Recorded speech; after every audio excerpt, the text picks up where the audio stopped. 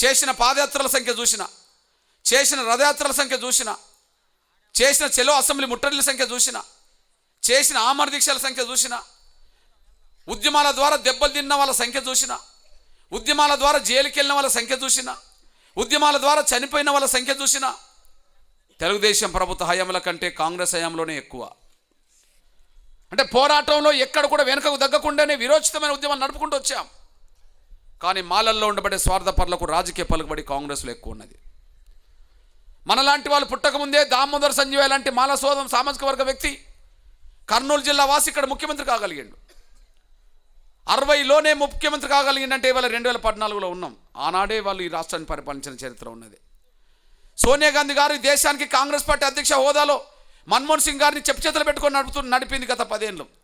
అట్లాంటి చరిత్ర సోనియా గాంధీ గారు ఈ దేశానికి ఇంటి కోడలు రాకముందే నెహ్రూ ప్రధానమంత్రి అయినప్పుడే దామోదర్ సంజయ్ గారు దేశానికి అధ్యక్షుడు అయ్యిండు. అంటే ఆనాడు ఆ పలుకుబడి ఉన్నది. ఆ తర్వాత వాళ్ళ పలుకుబడి విస్తరించిందే తప్ప తగ్గలే. వెంకటస్వామి నుంచి మొదలుకుంటే, చింతామోహన్ నుంచి మొదలుకుంటే, పనమాక లక్ష్మి వరకు కేంద్రంలో ఎప్పుడు కూడా మంత్రులు వాళ్ళే అయినరు. కేంద్రంలో మంత్రులు ఎప్పుడో వాళ్ళు అయినరు. పనమాక లక్ష్మి కేంద్ర మంత్రి కాలేదా? ఇక్కడ ఉండబడే చింతమోహన్ కేంద్ర మంత్రి కాలేదా? వెంకటస్వామి కేంద్ర మంత్రి కాలేదా? జేడిశీలం కేంద్ర మంత్రి కాలేదా? చాలామంది కేంద్ర మంత్రులు అయినరు, మాలలే అయినరు. ఒక అవకాశం సర్వేష్ సత్యనారాయణకు చివరి నిమిషంలో వస్తే అప్పటికే కేంద్ర మంత్రివర్గంలో పనమాక లక్ష్మి ఉన్నది. ఆ పనమాక లక్ష్మితో పాటు ఒక మాదిగైనకు అవకాశం వస్తే వాళ్ళకి అవకాశం ఒకటి ఇచ్చింది కాబట్టి మాకు ఇంకోటి అని చెప్పి జేడిశీలం కూడా మళ్ళీ తెచ్చుకోగలిగినారు అదే సమయంలో. వాళ్ళ పలుకుబడి అది. అంతకంటే ముఖ్యంగా ఇవాళ ఇక్కడ మనం యూనివర్సిటీలో ఉన్నాం. యూనివర్సిటీకి ఢిల్లీ ఎంత దూరమో మాదిగలకు కేంద్రం అంత దూరంగా కనిపించింది. కానీ మాల సామాజిక వర్గ స్వార్థపరులకు మాత్రం కేంద్రమే వాళ్ళ పక్కన కూర్చున్నది. ఈ దేశాన్ని పరిపాలించే కాడ కీలకమైన పాత్ర పోషించిన సోనియా గాంధీకి సలహాదారుడు కొప్పలరాజు అనే మాలైన ఉంటాడు. రాబోయే యువరాజు అని చెప్పబడుతున్న రాహుల్ గాంధీకి సంపత్ కుమార్ అనే మాలైన సలహాదారుడు ఉంటాడు. ప్రధానమంత్రి కార్యాలయంలో కాంతారావు అనే మాలైన అక్కడ సలహాదారుడు ఉంటాడు. కేంద్రానికి మాదిగలకు చాలా దూరం, కానీ వాళ్లకు చాలా దగ్గర. ఆ విధంగా మొదటి నుంచి వచ్చిన రాజకీయ పలుకుబడి అది క్రమక్రమేణా కొనసాగింది, పెరిగిందే తప్ప తగ్గలే. వాళ్ళ పలుకుబడి కీలక స్థానంలోకి వెళ్ళింది. యూపీఏ ప్రభుత్వం 3 గుండెకాయల మీద నడిచింది. యూపీఏ ప్రభుత్వం 3 వ్యక్తుల చుట్టూ తిరిగింది. సోనియా గాంధీ ఆడో సలహాదారుడు, రాహుల్ గాంధీ అక్కడొక సలహాదారుడు, ప్రధానమంత్రి అక్కడో సలహాదారుడు. అంటే వాళ్ళు విస్తరించకంటే పాలక వర్గాలకు సంబంధించిన కీలకమైన నేతలకే సలహాలు ఇచ్చే కాడికి ఎదిగారు. అట్లా అడ్డం పడ్డం జరిగింది. పోరాటాల తీవ్రత ఇక్కడ పెరిగింది, అడ్డం పడ్డారు. కానీ మాదిగా లీడర్లు లేరా? ఎమ్మెల్యేల సంఖ్య పెరిగిందని చెప్పాను, ఎంపీల సంఖ్య పెరిగిందని చెప్పాను, మంత్రుల సంఖ్య పెరిగిందని చెప్పాను, ఉప ముఖ్యమంత్రి దాకా అయినరు, కేంద్ర మంత్రి అయినరు. కానీ సంఖ్య పెరిగిందే తప్ప వీళ్ళు జాతి ప్రయోజనాల కోసం కాకుండా వాళ్ళ స్వార్థం చూసుకొని అసెంబ్లీ పార్లమెంట్లో గట్టిగా మాట్లాడకపోవడం వల్లనే వర్గీకరణ సమస్య అక్కడ నిలబడిపోయిందనేసి కూడా మీరు మర్చిపోద్దని సాయం కోరుతున్నాం. షెడ్యూల్ కులాల వర్గీకరణ ఎందుకు నిలబడ్డది? తెలంగాణ రాష్ట్రం ఎందుకు అక్కడ ఏర్పడ్డది? ఒక తేడా కనిపించింది. షెడ్యూల్ కులాల వర్గీకరణ నిలబడడానికి, తెలంగాణ ఏర్పడడానికి కారణం కనిపించింది. షెడ్యూల్ కులాల వర్గీకరణ కోసం బయట యుద్ధం చేశాం, అడ్డంకులు కల్పించాడు.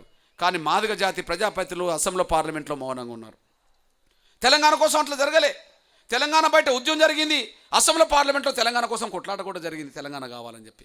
అంటే బయట యుద్ధం చేసేటోళ్ళు ఒకరు ఉంటే లోపల గట్టిగా మాట్లాడేటోళ్ళు ఒకరు తయారైందాడ. కానీ మాదిగ జాతి ఉద్యమం ఏమైంది? ఎంఆర్పిఎస్ ఉద్యమం బయట చేసింది, కానీ మాదిగ జాతి లీడర్లు మనోలే కదా అని చెప్పి ఎమ్మెల్యేలు ఎంపీల సంఖ్య పెరగాలని చెప్పి మనం డిమాండ్ చేస్తే వాళ్ళ ముఖాలు చూసి టిక్కెట్లు రాలే, మాదిగ దండర ఉద్యమం చూసి వాళ్ళకి టిక్కెట్లు వచ్చి పెరిగిందే తప్ప. కానీ చట్టసభలో వాళ్ళు మాట్లాడకుండా చేతగంతనాన్ని, దద్దమ్మలతనాన్ని వాళ్ళు ప్రదర్శించారు. ఆ విధంగా జాతి ప్రయోజనాలకు అనుగుణంగా మాట్లాడని వాళ్ళ వల్ల ఆడ వర్గీకరణ అంశం నిలబడిపోయింది. ఆ నిలబడిపోతున్న క్రమంలోనే ఎన్నికలు వచ్చినాయి, విభజన జరిగింది. ఇగో ఇప్పుడు పరిస్థితిలో కొంత మార్పు వచ్చింది. మనల్ని మోసం చేసిన పార్టీ కాంగ్రెస్. ఆ కాంగ్రెస్ తెలంగాణలో ఓడిపోయింది, ఆ కాంగ్రెస్ ఆంధ్రప్రదేశ్లో ఓడిపోయింది, ఆ కాంగ్రెస్ కేంద్రంలో కూడా ఓడిపోయింది.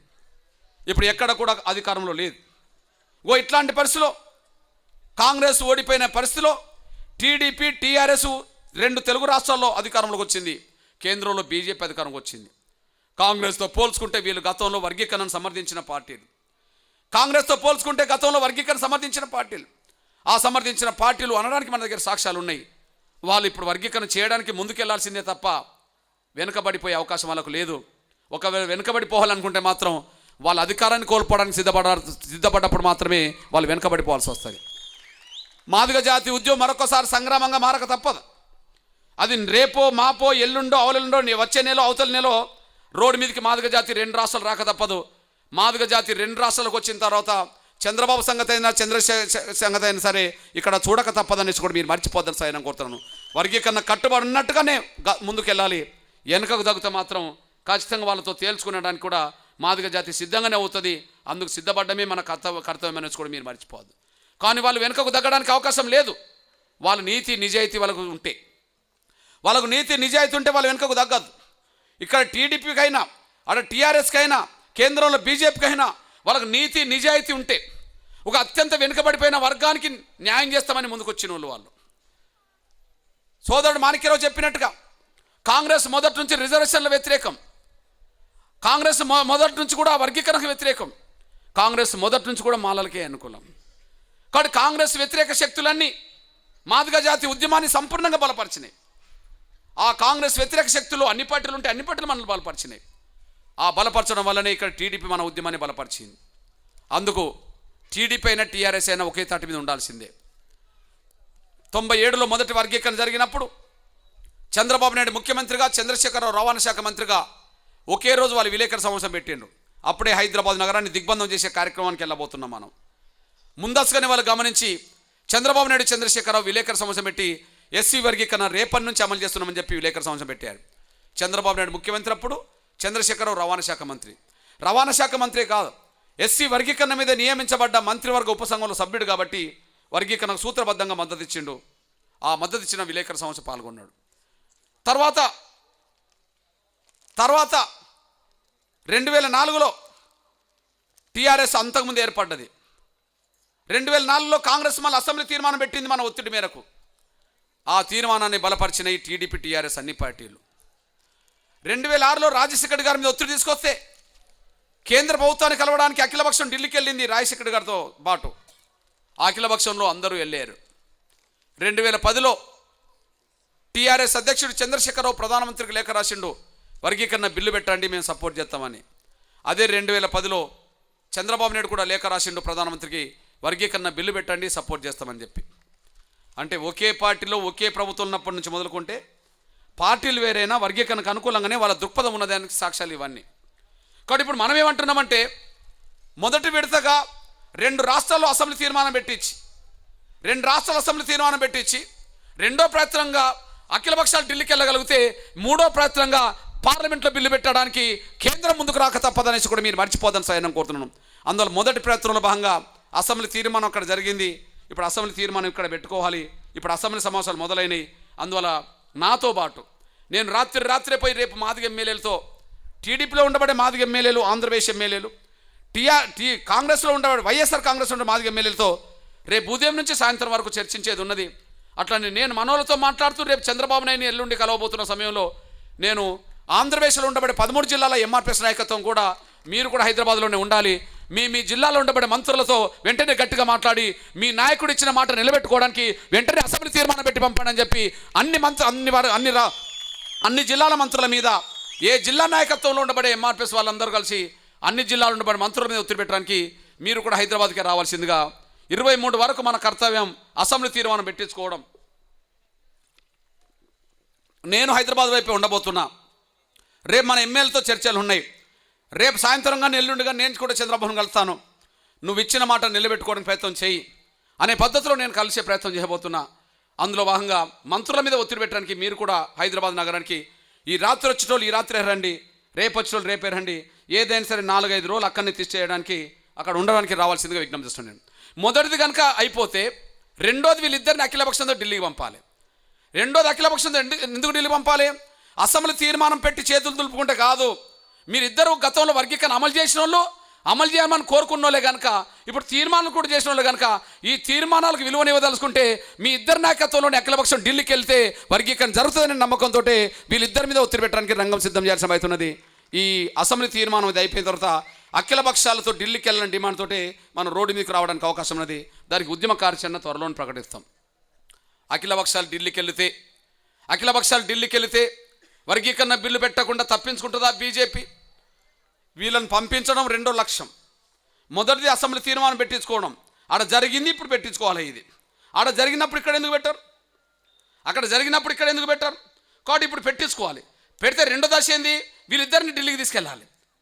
ఢిల్లీకి తీసుకెళ్లకుండా తీర్మానానికి అర్థం ఏమున్నది? మరిగా మీరు ఢిల్లీకి రాకపోతే తీర్మానానికి అర్థం ఏమున్నది? అంటే అసెంబ్లీ తీర్మానం చేసి చేతులు దులుపుకోదలుచుకున్నారు వాళ్ళు. అట్లా మనం అంగీకరించే ప్రసక్తి లేదు. గతంలో వీళ్ళిద్దరు అఖిలపక్షం కావాలని డిమాండ్ చేసిన వాళ్ళు. గతంలో కాంగ్రెస్ పార్టీ అధికారం ఉన్నప్పుడు టీఆర్ఎస్ టీడీపీ అఖిలపక్షంతో ఢిల్లీకి పోదామని చెప్పి డిమాండ్ చేసిన వాళ్ళు వీళ్ళు. కాబట్టి గతంలో వీళ్ళే డిమాండ్ చేసింది కాబట్టి ఇప్పుడు వీళ్ళు వెళ్ళాల్సిన అవసరం వచ్చింది అధికారంలో ఉన్నప్పుడు. కాబట్టి పంపాల్సిన అయితే మనకు ఉన్నది. వీళ్ళు ఢిల్లీకి తీసుకెళ్ళగలిగితే బిల్లు పెట్టకుండా బీజేపీ తప్పించుకుంటుందా? తప్పించుకోవడానికి వాళ్ళకు కూడా అవకాశం లేదు. ఎందుకంటే ఇక్కడ మన ముందు బీజేపీ సీనియర్ నాయకులు కేంద్ర ప్రభుత్వానికి రాసిన లేఖలు మన కళ్ళ ముందట ఉన్నాయి. 2006లో వెంకయ్య నాయుడు గారు, దత్తాత్రేయ గారు, 2006లో బంగారు లక్ష్మణ్ గారు, ఆ ముగ్గురిని కలుపుకొని నేను ఎల్కే అద్వానీ గారి దగ్గరికి వెళ్ళా.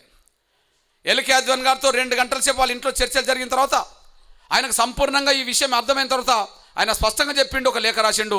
షెడ్యూల్ కులాల వర్గీకరణకు భారతీయ జనతా పార్టీ ఖచ్చితంగా మద్దతు ఇస్తుంది, పార్లమెంట్లో బిల్లుకు మద్దతు ఇస్తుంది, మీరు బిల్లు పెట్టండి అని చెప్పి ఎల్కే అద్వానీ గారు లేఖ రాసిండు ప్రధానమంత్రి గారికి.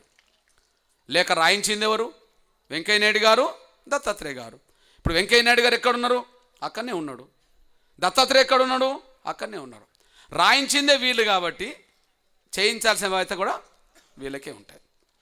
అంతేకాదు ఒక బహిరంగ సభలోనైతే వెంకయ్య నాయుడు గారు ఒక బహిరంగ సభలో అయితే ఇంకొక మాట అన్నాడు. షెడ్యూల్ కులాల వర్గీకరణ విషయంలో భారతీయ జనతా పార్టీ అధికారంలోకి వచ్చిన 100 రోజుల్లోనే ఎస్సీ వర్గీకరణ చేపిస్తామని చెప్పి ఆయన మాట్లాడిన స్టేట్మెంట్ కూడా మన దగ్గర ఉన్నది. మన మీటింగ్కి వచ్చి మాట్లాడలే, బీజేపీ సమావేశంలో నేను మాట్లాడిన రికార్డు ఉన్నదని కూడా మీరు మర్చిపోదని సార్ నేను కోరుతున్నాను. దాని తర్వాత బీజేపీ జాతీయ అధ్యక్షుడు గడ్కరీ గారు ప్రధానమంత్రి గారికి 2010లో మళ్ళా లేఖ రాసిండు. 2010లో లేఖ రాసిన చరిత్ర గడ్కరీ గారికి ఉన్నది. గడ్కరీ గారు ఎక్కడున్నాడు? కేంద్ర మంత్రివర్గంలో ఉన్నాడు. ఇగో అదే సమయంలో ఎస్సీ వర్గీకరణ బిల్లు పెడితే నెగ్గించే బాధ్యత మేము చేస్తామని చెప్పి భారతీయ జనతా పార్టీ ప్రతిపక్ష నాయకులుగా ఉన్నప్పుడు సుష్మా స్వరాజ్ గారు కూడా ఢిల్లీలో మన లాయర్ల ధర్నాకు వెంకయ్య నాయుడు గారు తీసుకొచ్చాడు. ఆ వెంకయ్య నాయుడు గారు తీసుకొచ్చినప్పుడే ఎస్సీ వర్గీకరణ బిల్లు కాంగ్రెస్ ప్రవేశపెడితే దాన్ని నెగ్గించే బాధ్యత బీజేపీ తీసుకుంటుందని చెప్పి స్పష్టంగా సుష్మా స్వరాజ్ మాట్లాడింది. ఆమె ఎక్కడున్నదంటే ఆమె కేంద్ర మంత్రివర్గంలో ఉన్నది. అంటే షెడ్యూల్ కులాల వర్గీకరణకు సంబంధించిన నాయకులు, మనకు అనుకూలంగా మాట్లాడిన నాయకులందరూ ఇప్పుడు కేంద్ర మంత్రివర్గంలో ఉన్నారు. ఇప్పుడు కేంద్ర మంత్రివర్గానికి నాయకత్వం వహించే వాళ్ళు ఎవరు?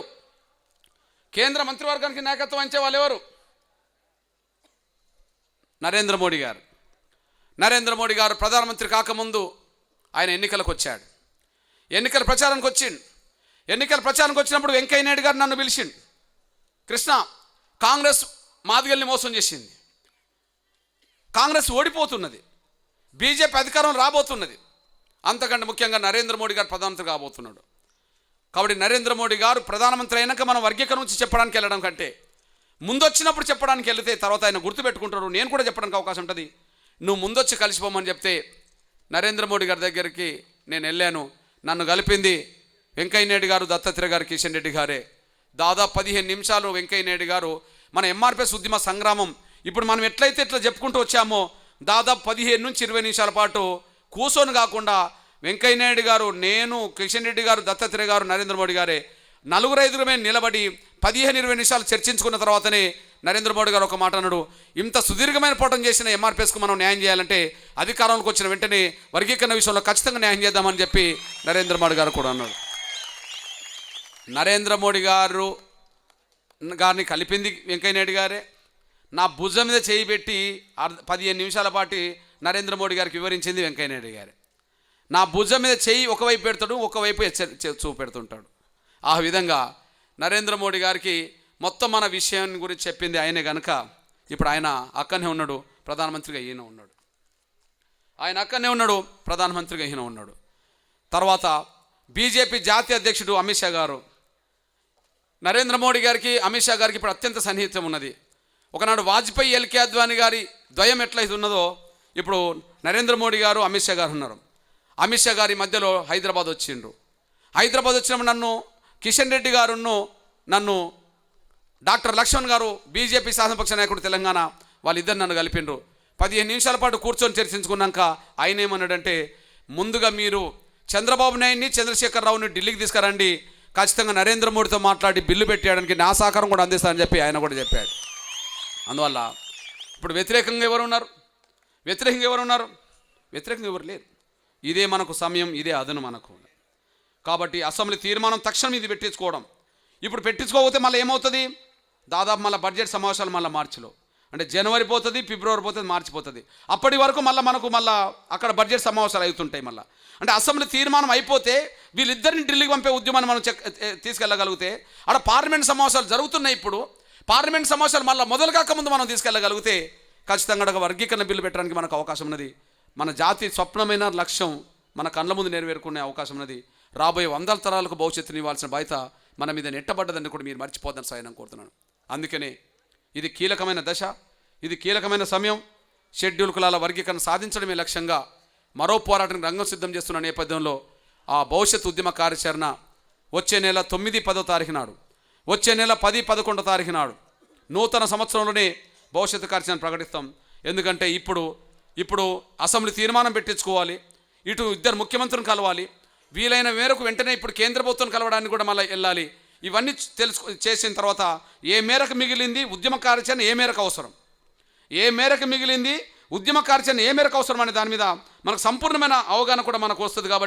కాబట్టి జనవరి 10, 11వ తారీఖు నాడు మహబూబ్నగర్ జిల్లా జడ్చర్లలోనే తెలంగాణ, ఆంధ్రప్రదేశ్ 2 రాష్ట్రాల మాదిగ రిజర్వేషన్ పోరాట సమితి జాతీయ కార్యవర్గ సమావేశం కూర్చోబోతున్నది. ఆ కూర్చున్న వెంటనే ఏబిసిడి సాధన దిశకి మరొక్కసారి ఉద్యమానికి పిలుపునిస్తుంది. ఆ ఉద్యమానికి పిలుపులో మీరు అందరు భాగస్వాములు కావడం ద్వారానే జాతి భవిష్యత్తును కాపాడుకున్న వాళ్ళం అవుతామనేసి కూడా మీరు మర్చిపోవద్దని నేను సవినంగా మీకు విజ్ఞప్తి చేస్తున్నాను. అదే సమయంలో ఇక్కడ మీ అందరికీ విజ్ఞప్తి చేస్తున్నాను. నేను చంద్రశేఖరరావుతో యుద్ధం జరుగుతుంది. అక్కడ చంద్రశేఖరరావుతో యుద్ధం జరుగుతుంది. మాదిగ జాతి ఉద్యమం మీదనే ఆయన కన్నేసిండు. ఎంఆర్పిఎస్ ఉద్యమాన్ని దెబ్బతీసే కుట్రలు చేస్తున్నాడు. కొంతమంది స్వార్థపరులను, డబ్బుల కమ్ముడు పోయే వాళ్ళను దగ్గర తీసుకొని ఎంఆర్పిఎస్ను బలహీనం చేసే కుట్రలు చేస్తున్నాడు. ఒకవైపు కుట్రలు కొనసాగిస్తూనే భ్రమలు పెట్టే ప్రయత్నం చేస్తున్నాడు. ఎవరు అడగకపోయినా ఎకరం ఇచ్చి మాదిగ భవన్ కట్టిస్తున్నాడు. ఆడ 2 కోట్ల రూపాయలు పెట్టి మాదిగ భవన్ కట్టిస్తున్నాడు. అది ఎక్కడ? మాదిగొల్ల భవన్ అట, ఆయన భవన్కు దగ్గరనే ఉండాలంట. మాదిగొల్ల భవన్ ఆయన భవన్కు దగ్గరనే ఉండాలంట.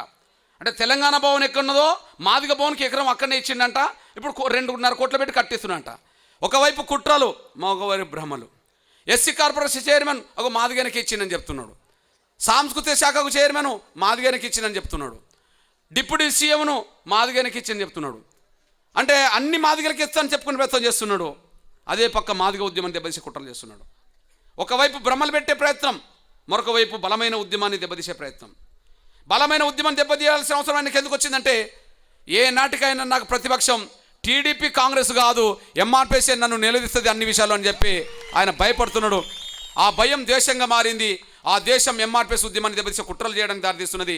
ఒకవైపు కుట్రలు చేస్తూనే ఆ కుట్రలను పసికట్టకుండా చేయడానికి మాదిగల్ని భ్రమలు పెట్టే కార్యక్రమం కూడా చేపడుతున్నాడు. ఇన్ని అక్కడ జరుగుతున్నాయి.